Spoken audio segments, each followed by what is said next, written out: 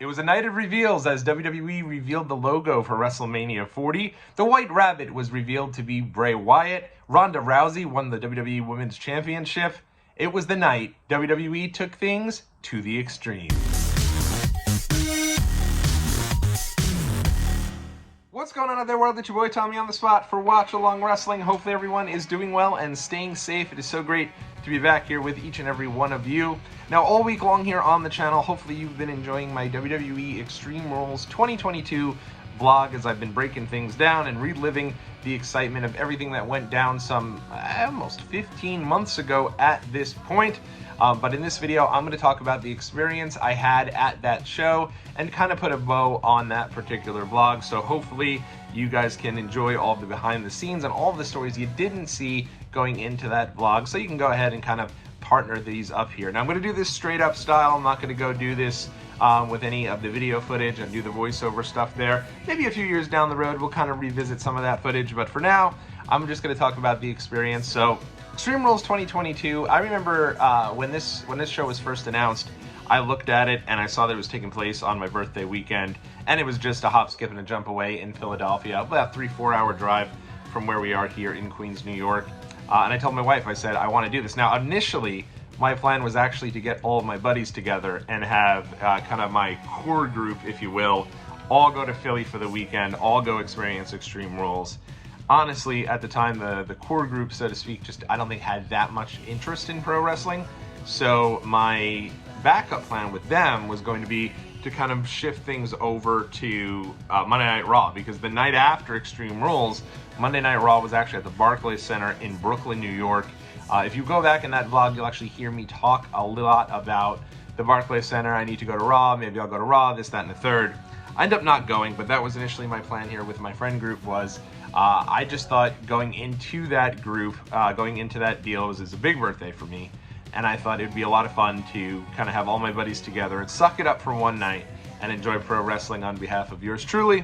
It ended up not working out. But with that being said, even though my wife and I had this plan to go to this trip together, she had surprised me with something the day of my birthday. My family had come over, got me a really nice cake. It was like a Thor-inspired cake. Thor's kind of my guy, my favorite of all the Marvel superheroes. So they had a Thor-inspired cake, kind of their way of saying I was their superhero. I know, super cute. And then from there, my wife took me on my actual birthday. Always have a deal that I spend my actual birthday specifically with just my wife and I. Ever since we started dating, that's kind of been our deal. You know, other people are around throughout the weekend, throughout the week, but on the day proper, that's kind of our thing. We go, we get together, we go somewhere. This year, our daughter actually joined us for that, which was very nice, and that was cool. But for the most part, it's been just her and I on my actual birthday. And last year was great. She took me to do indoor skydiving, which was an incredible experience. We got to go all the way up top. If you've never done indoor skydiving, it's a lot of fun.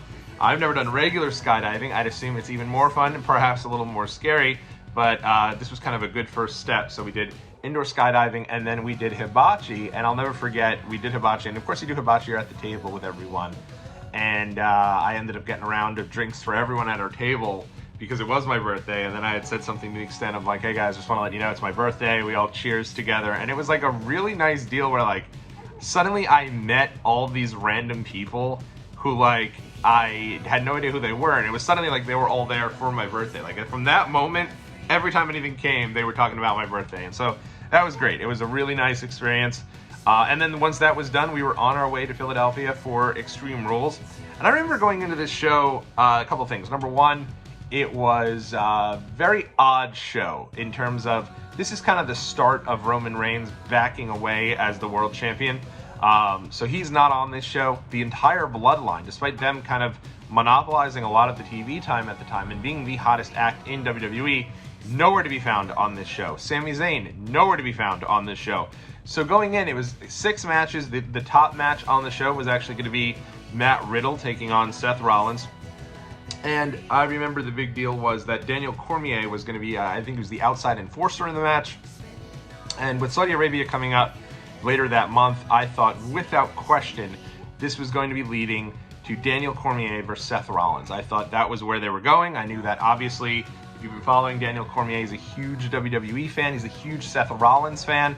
There's that viral clip of him just losing his mind when Seth cashes in his Money in the Bank. at WrestleMania 31. So I thought, okay, this is where they're going to go with this, and they're going to go with Seth Rollins against Daniel Cormier, his first match in WWE, and that's going to be the deal that they're going to do moving into kind of wherever they're going next. Probably the Saudi Arabia show, because that's typically where they do those types of shows. That's where Braun Strowman fought Tyson Fury. That's where WWE had their match between Cain Velasquez and Brock Lesnar. So if there's an MMA tinge behind it, I think the audience in Saudi Arabia is obviously very much into that. And so I thought, okay, this show is being really kind of positioned as a vehicle to get Daniel Cormier versus Seth Rollins on the show. And I thought that's where this was all going to be going. Obviously, that didn't happen. Nothing really happened with Daniel Cormier. He kind of just raised Matt Riddle's hand. Riddle won, and it was off to the abyss, and away we go with the White Rabbit reveal. Speaking of the White Rabbit reveal, that's the entire point of this show. This entire show was built around the White Rabbit. And that really shows that, like, when you have an angle like this, and this show sold out, people were insane for it. I'm telling you, the entire weekend, people were talking about the White Rabbit. Everywhere you went, if you're wearing a wrestling shirt, people were talking about the White Rabbit. In that video, you'll even see us at the New Jersey stop coming from New York to Pennsylvania. There's a couple of different rest stops, and one of them we were there. And of course, I always rock the wrestling shirt whenever I'm going to a wrestling event, because I want people to know, hey, that guy, see that guy over there, hair a little crazy, tall sumbitch, that guy wearing an LA Knight shirt, wearing whatever shirt he's wearing, is on his way to the WWE show. So if I'm on my way, I'm gonna give him a too sweet. I'm gonna, if I'm wearing an LA Knight shirt, I'm gonna give him an oh yeah. I'm gonna tell him, let me talk to him. Whatever it is, I want people to get hyped with me. So that's why I do that. And everyone was excited about the White Rabbit, talking about, is it Bray Wyatt? Is it Bray Wyatt? I think everyone kind of knew and hoped that it was Bray Wyatt, because it was bizarre that Bray was ever let go from WWE. I think that's always been his home. I've always been a big fan of his. So going into the show, that was the number one thing, I think that we were all excited about. And it's funny because when I'd asked my wife, I always try to make my wife live in this surprise. Obviously, I'm on the internet. I see all the rumors. I'm on Twitter. My wife's not on there. So for her, I want her to be surprised. And so I always try to build it up. I have no idea. I have no clue what this White Rabbit thing is. I have no idea. I remember a couple days before Extreme Rules, when I went into, before we were going to go, we went over to go visit some friends who they recently just had a child.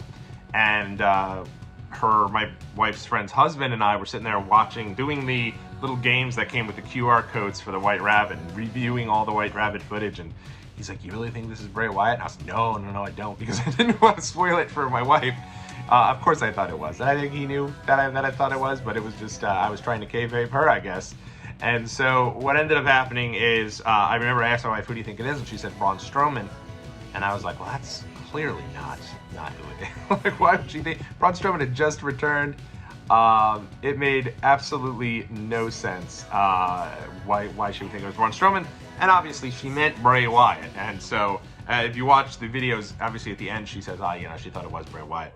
But yeah, it was so much fun. It was so exciting. Now, typically when my wife and I do these types of wrestling trips, you've seen them in the archives, you've seen all of our vlogs, we typically stockpile an entire itinerary full of fun. Now, this is not a Turco itinerary, shout out to Randy, but this is an itinerary nonetheless filled with fun and filled with excitement and different things for us to do. Go explore the city, go do different things, themed nights each night of the week, reservations out the yin-yang. Not the case here, just wasn't in the cards, because my wife had said, she had some things she had to do for school, she had to really study, and made that clear that, hey, if we're gonna go on this trip, we need to find a place where she's gonna be able to really get a lot of work done and do what she has to do. I think she had a meeting with some classmates or something to that extent.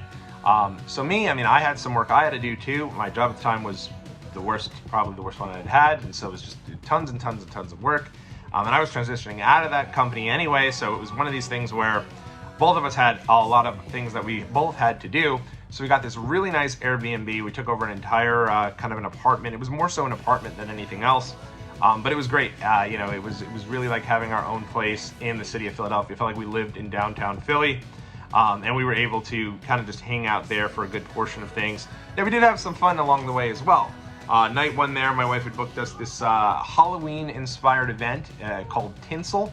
Now, when we went down for this event, remember, it's the beginning of October, so all the Halloween stuff is starting up. We're huge Halloween fans, huge horror fans, and so we were really excited to go check out that Tinsel event. It was a lot of fun. Really kind of an event more for like your drinking, but then at the same time, you're doing all the photo ops. They've got a lot of really good kind of pieces and memorabilia all over the place from different horror movies, and it was set to like a really cool type vibe. So we went to that event.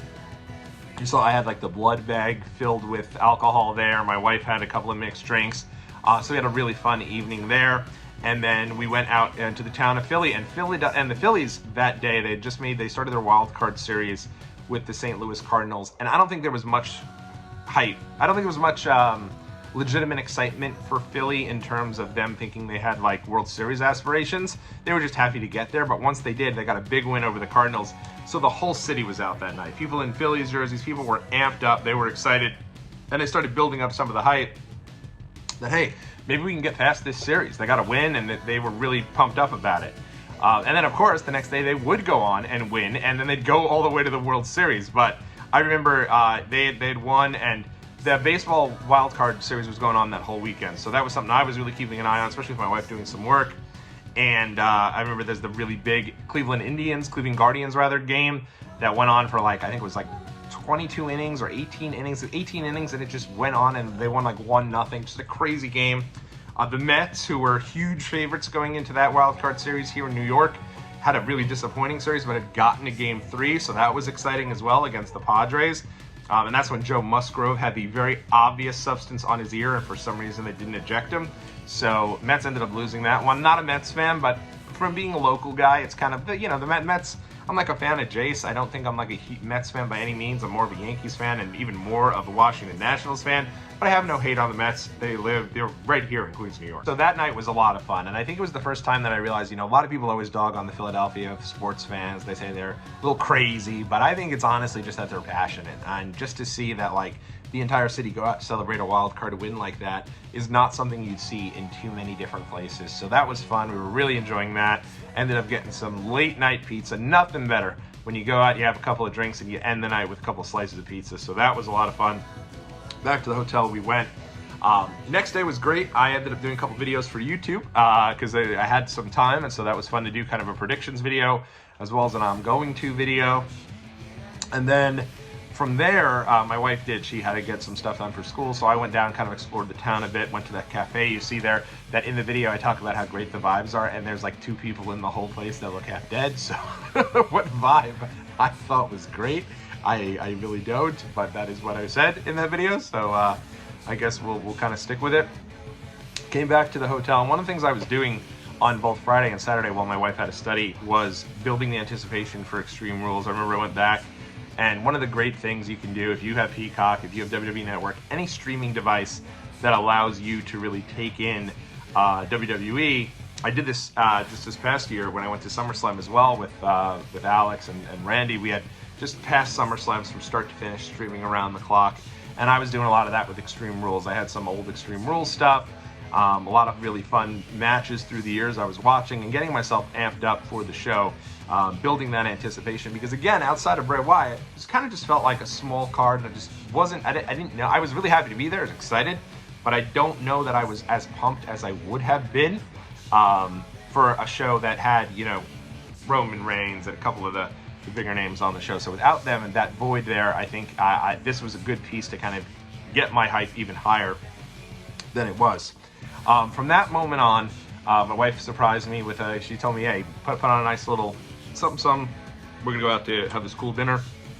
And this is actually on day 3 of the vlog, if you watch the vlog, but it happened on day 2, which is why if you watch it in day 3, you hear me talking about how we're going to Extreme Rules. Honestly, I put the whole thing together, and it was just a massively long vlog. And I thought if you're watching the vlog for the first time of Extreme Rules, you want like as much of the footage itself of Extreme Rules. So that's why I kind of just did breakfast, and then boom, we're there for Extreme Rules. And a lot of feedback I got, people enjoyed that. So that's why I moved our dinner to day 3 of the vlog. Also made for a longer vlog for day 3, and kind of, I think, worked out and lended itself pretty well to what that was. But it was, my wife surprised me with a Nightmare Before Christmas themed dining.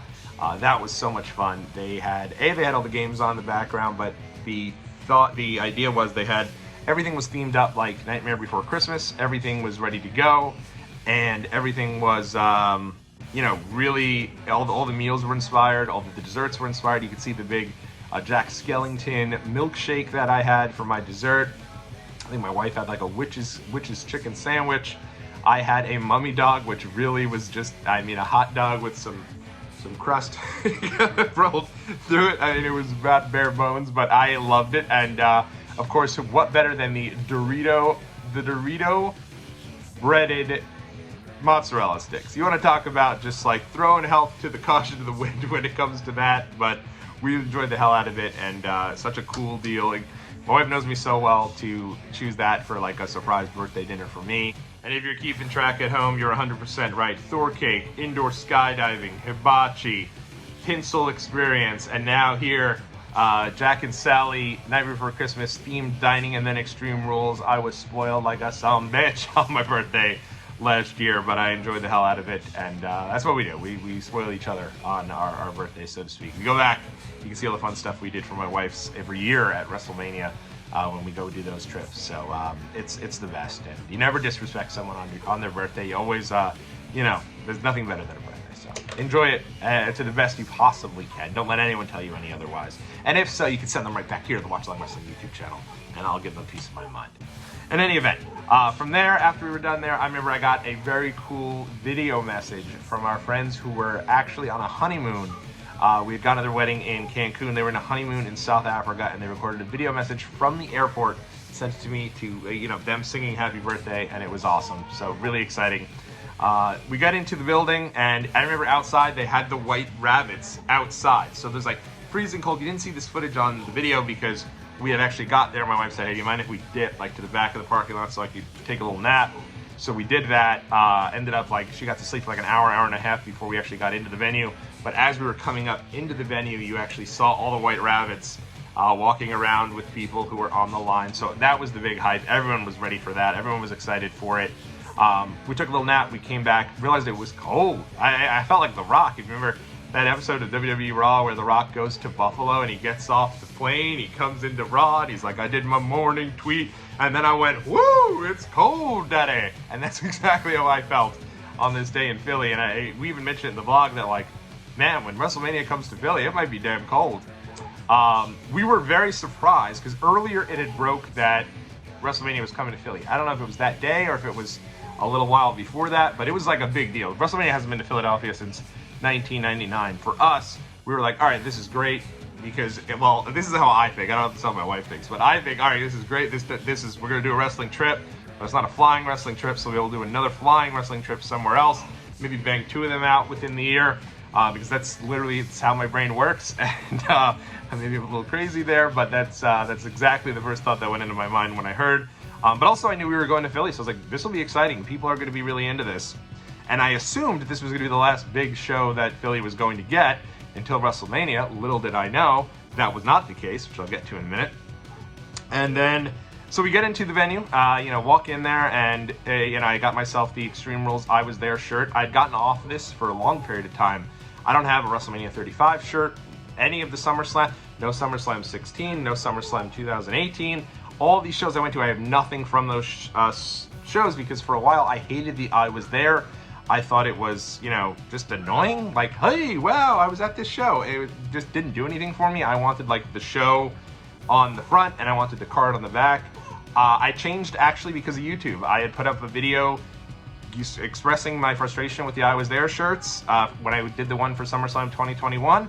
And someone said, we've got to have something from the show, and what better thing to have than to commemorate that you were actually there. Like, I love those shirts. And he was right. I was being a stick in the mud, and I've changed my outlook on this entirely. I've gone back and tried to collect some shirts from shows I've missed through the years. Hopefully I'll be able to do that again in the future. But I did. I got this shirt, and this shirt is great. It has Ronda Rousey, Liv Morgan, Seth Rollins, Matt Riddle. Like, it has to be the first shirt Matt Riddle and Liv Morgan were ever a part of, and it's just so random, and I love it. I think it's such a cool shirt. Once we got into the venue, it's always tricky when you're buying tickets day of, and but this show, much like many other shows that I've been to, didn't have any tickets until the day of the show. I do this intentionally. I recognize it's not for everyone. A lot of people get a little bit of anxiety when it comes to going to a show and not having your tickets yet. I think there's a certain fear that, hey, ticket prices are going to skyrocket, ticket prices are going to be far too much, and I get it. But we kind of just, we had a plan in mind that we were going to go regardless of however much they were. And it just so happened that, like many times, once they get production sorted out, they typically upload more tickets to Ticketmaster. And one of the things I love about the Wells Fargo Center in Philly is that they don't utilize Ticketmaster, so you're not getting as many fees. You get some, but it's not nearly as many. They do theirs directly on their own website, and they continue to update their tickets all the time. I've been getting tickets at the Wells Fargo Center like this time and time again, and it's one of the best things about it. So once I was able to see they had the tickets that were put out for that section, that front row right behind the floor, perfect, a little bit elevated, you could see everything.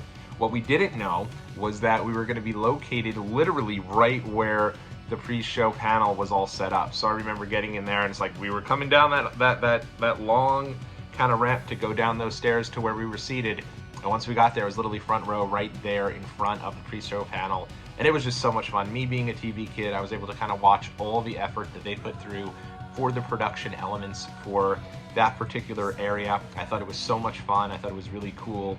And yeah, I just, in looking back at it, I just had such a ball and such a really great experience looking at them. I think I was probably, given a couple of little calls here and there, nothing disrespectful, but just to kind of pop them and go from that to that perspective. One of the things I remember specifically is that Drake Maverick was working as an agent, so he was right in front of us. That was really cool. I think you can even see it in the video. I have him on the video, so you can kind of see that. I was surprised to see him already back with WWE after just recently being released for the second time, so that was really cool. I'm not sure if he's still with the company, but that was nice to see. And then when the show started itself, I mean, it was 6 matches, boom, boom, boom, boom, boom. My wife absolutely loves that. My wife was at WrestleMania 35 with me, where I think they had something like 18 matches if you include the pre-show, and was really burnt. I mean, totally wiped. So for her, she really enjoys these elements with Triple H in terms of him having these WWE shows that they allow each match to get time to deliver, and you're getting, no more than 7 matches. This particular event was 6. WWE Fastlane a couple months ago was only 5. So you do get a little bit, he's more of the mindset of less is more. Personally, I'm more of the mindset of more is more. I don't love the idea of only a 6-match show over a 3-hour stand. Give me 7, 8 matches. I think 8 to 9 is like that sweet spot for me. My wife loves this though. She turned to me after a couple matches, said, "Hey, how many matches are left?" And when I said 2, she was amped. And I thought the matches were pretty good on this show. Number 1, Edge versus Finn Balor, one of my favorite matches of the year. They did wrestle literally right in front of us, a real highlight. If you go back and you watch that match on the WWE Network or on Peacock, and you look right behind where they are when they get on that table, there's my wife and I marking out like crazy, me filming it for all of you folks there who subscribe to Watch Along Wrestling, with a huge grin on my face. This pre-Bell's Palsy grin, so this was a legitimate grin too on my face. I have too much.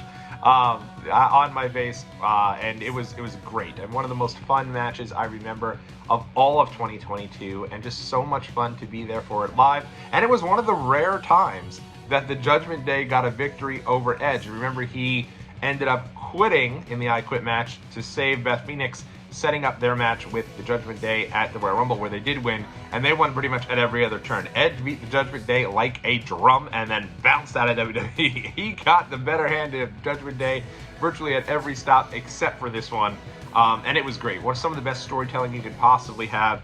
One of my legitimate top 5 favorite matches from 2022. Did it have to do with the fact that it happened right in front of our face? Absolutely. I can't even lie there, but even on a rewatch, I really enjoyed that as well.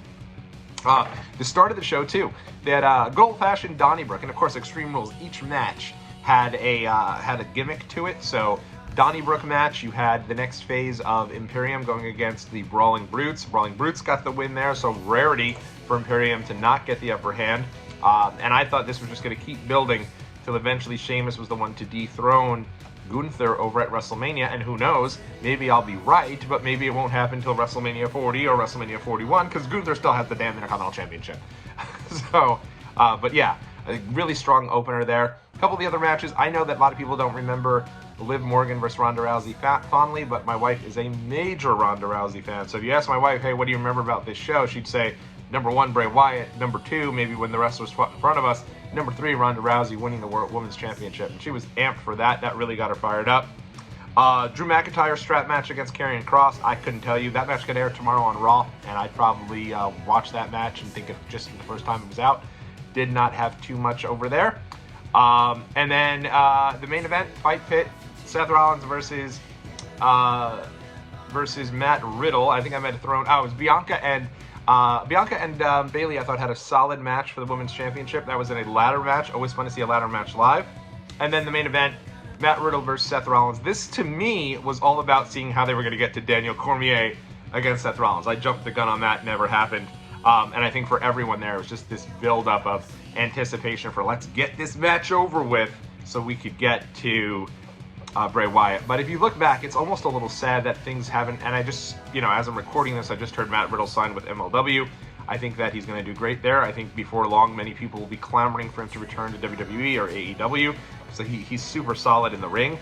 And it's a shame that things didn't work out with Riddle. Obviously had some personal issues going on. It's kind of a shame because clearly WWE saw a lot in the guy. He's here main eventing this show. He's main evented countless television events. And I think if he had just held on a little longer, I think he would have obviously played a major role in the Randy Orton return. There's almost a bit of a void, in my opinion, with him not being a part of things. So they could have at least finished up RK Bro and probably had a WrestleMania match between the two of them had Riddle still been with the company. Just couldn't keep it together, and it's a shame because I think he is a really talented guy, certainly in the ring. So, but yeah, neither here nor there. That match ended, and I'll never forget, we were right before this match, we were out in the hallway. And there was one of the QR codes that was on like all these areas around the building. They had these QR codes, and we were scanning all of them, right? And it ended up getting us to like a place that was promoting merch. They had a wrestling merch shop. And I thought, like, how ingenious. Everybody is scanning that QR code. Everyone thinks they're going to get a last-minute hint about Bray Wyatt, and instead, it's just a little QR code where it's just somebody promoting their own thing. So I thought that was really genius. My hat's off to them. Couldn't tell you who it was. I don't remember. I think it was certainly part of it was like, But at the end of the day, I thought it was really well done for that perspective. And then obviously the Bray Wyatt piece. I did include the entire Bray Wyatt piece from us being down there in the crowd. If you'll notice, there are a lot of people, holy shit, welcome back, this, that, and the third. And clearly it led to Bray Wyatt. Where we were sitting, and we're right there. You couldn't see that it was Bray Wyatt, because I think there was only the TV that was above us in the center of the Wells Fargo Center. So when Bray showed up and, eventually revealed that he was back, we didn't know. And we didn't know until we went out to the corridor and everyone was kind of because a lot of people couldn't see it. So a lot of people who picked good seats couldn't see it. It wasn't on that big Tron. If you look at that video that I posted, on the Tron is nothing. So a lot of people were gathered around Twitter on phones, and then they, confirmed, it was Bray Wyatt. But creepy entrance, really fun, and Bray Wyatt again was reinventing himself, and it was awesome. And I don't recall leaving a WWE pay-per-view and just being so amped up. This is the one thing that is good about the shorter shows, the 6-match shows, is that afterwards you're really wanting more, right? If I'm home after a 6-match show, I'm turning on Peacock and watching whatever original programming they're putting on, whether it be a press conference or whatever it is. When you're there live, you can't wait to go to the next show. So for me, I was at this point ready to go to Raw, very excited about that. I thought there was the DX, they were doing that DX deal. I think it was like 25th anniversary of the Generation X or something to that extent at the Barclays Center, and I was revved up and I was ready. Also found out at this event, not only in the beginning of the show, they ended up revealing the WrestleMania 40 logo, and that was cool. They had Jerry Lawler come out. He brought out the mascot for the Philadelphia Flyers. They also had the cheerleaders for the Philadelphia Eagles that were there. So that was great to see the logo for that. It kind of got us oh shit, all right, yeah, we're getting amped up. We're ready for this. And so that piece was cool. It was cool to kind of be there for that moment. I also included that in the beginning of the vlog as well. So go ahead and check that out if you haven't on day 2. And then from there, I had, so not only do you find that out, but then as we're leaving, you found out that WWE was returning to the Wells Fargo Center for the 30th anniversary of Raw. I was just like, wow, Philly gets another show? It's just absolute madness that they got another big show, huge show. The 30th anniversary of Raw, these anniversary shows are built up big time, and Philly was getting it just 2 months later. I knew I'd go to that. I knew, and I didn't know everything that was happening to me, that I'd have Bell's palsy or whatever, but I knew I was going to get down to that show. And I did. You can go in the archives, check out. I have a whole blog on that. And then from there, so you find out that's happening, and then obviously WrestleMania 30 is happening. So Philly getting a lot of love from WWE, and with good reason. Super amped up crowd, sold out buildings every time they come. If you're into a show and you're at an event and you act like a really great crowd, WWE's going to keep coming back. It's just that simple. It's the reason why AEW goes to Chicago all the time, because the crowd is amped up and bananas about everything. So, yeah, I mean, we'll see. I used to be that way here in New York when it comes to the Barclays Center. We used to get every single show every year, and they burnt the crowd out. They gave us almost too much, to the point where the crowd, I don't think the crowd ever fully recovered from having that WrestleMania weekend in Brooklyn, which is a shame. Wrapping up things on the trip. Next day, we woke up, we're both really amped up. Like, we're like, wow, we saw something really cool. And I remember going in, my wife was like, you know, I love that we're on this trip. I love that we're having fun here together. I don't know how many more of these types of trips I need to, if it's a smaller show, I'm going to have in me. I was honest about that, and I appreciated it. Made me sad a little bit. I think she'd still do it if it was in a pinch, but after the show, and when she saw Bray Wyatt return, she was like, all right, take it back. I'm good. That was awesome. We're both feeling so great. Nothing better when you go to a show live and it's awesome, and we were both just really amped up and into it. So that was a lot of fun, and a cool moment there. Next day, went to this great restaurant, Excellent, I think it was called. It's in the blog, Excellent or something. Whatever. We went to that breakfast that Sunday morning, really strong. Sunday afternoon, I'll never forget. We went right outside of our building. They had a froyo place where they did frozen yogurt. We don't have this on the blog because we didn't film it, but we walk in there. It's this little tiny place, really great homemade frozen yogurt. But the guy who was working the counter had like 108 size TV just wheeled out into the middle. So it was like you had to walk around it to get to it, and he was watching all the football games. And we said to him, like, hey, are you like, why do you have such a large TV? And he said, I have told the guy, I told my boss, I said, listen, you want me to come in on Sunday, you got to let me bring a TV on so I could just watch football while I serve frozen yogurt. And he's like, and I do. And he was very involved with the football. He had football on, he had the whole package, and was very distracted when it came to serving us froyo. Felt like we were almost interrupting his day of watching football. But we ended up spending one additional night, because remember, this show ends on Saturday, so Sunday we had an additional day there. My wife just wanted like a full day just to fully study at this stage. I watched a ton of football that day, and then when it ended, I wanted to take my wife out to this German restaurant that we ended our time there. It's a very brief clip of it at the end of the day 3 vlog. And really the whole point there was just because I wanted to make sure that we, had a nice way to end the trip. We had gone to this place when we had gone to Philly a couple of years earlier. We loved it. And I went over to the guy who was working behind the counter, and I said, can you do me a favor and put on the Mets game? And he's like, oh, are you a big Mets fan? Right now, I'm not an idiot. I know we're in Philly. I know if I say, oh yeah, I love the Mets, man. Oh, you gotta believe, let's go Mets, meet the Mets, you greet the Mets, step right. All right, anyway, if I do all that, he's gonna say no, right? Because he's a big Philly fan. So I said, no, I really want to make sure they lose. And he said, my man, I'll put it on right now. So he put it on. He's like, I'm gonna keep an eye on you though. He's like, if you start getting amped up for the Mets, and I see that, I'm gonna turn it right off. So I want the Mets to win, of course. I thought, in particular with Musgrove cheating, which clearly, like, why is his ear super shiny? It would have been great to see the Mets get the win there. It would have been a lot of fun for the hometown team. And they were the only team, I think they're still the only team, to come back in that wild card series and at least push a game 3 when they lose the first one. Everyone else has lost 2 straight games. So at least the Mets have that to hold their hat on. Disappointment they couldn't get it done, but it was what it was. The Phillies did get it done. They finished up that wild card series and moved on. And I remember I kept thinking about that guy, because I told him, congrats on the Phillies winning, and he said, listen, this is it. I know this is it, but it's just so much fun to at least get to this level of the playoffs.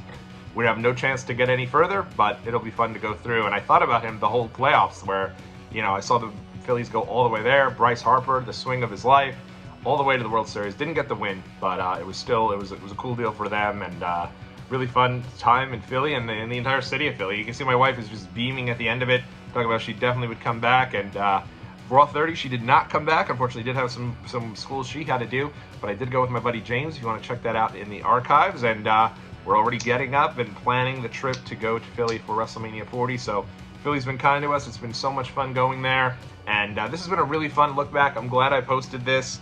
Some folks reached out and said, how wonderful it was to kind of relive that Bray Wyatt moment and what it was like in the crowd, and I'm glad I posted it. You know, I was worried about posting it. I didn't want anyone to think anything above it. I'm not monetizing the video, so it's a type of situation where I just wanted to get it out there. I wanted everyone to be able to experience it. Really fun going back and reliving this trip.